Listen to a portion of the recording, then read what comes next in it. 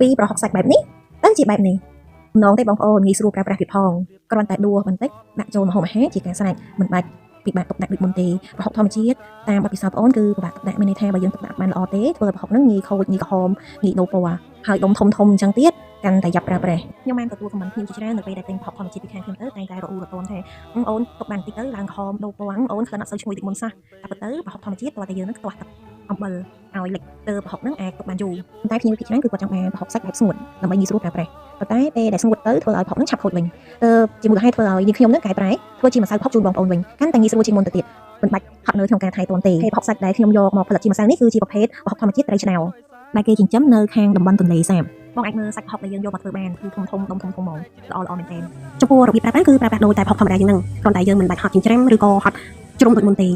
ថែមទាំងស្រាលនិងងាយស្រួលទុកដាក់និងដឹកជញ្ជូនទៅឆ្ងាយដូចជាក្រៅប្រទេសជាដើមចំណេញថ្លៃដឹកអូផ្លេច5អ្នកផលិតនៅក្នុងខេត្តបាត់ដំបងយើងនេះទេជួយគ្រប់គ្រងផងអ្នកបងប្អូនមិនមែនមានតែម្សៅប្រហុកទេណាមានច្រើនប្រភេទមែនទែនបងប្អូនមើលណែមានគ្រប់មុខបងប្អូនចាប់អារម្មណ៍អាចតាក់ទងមក page វលៈកែច្នៃកសិផលអរគុណ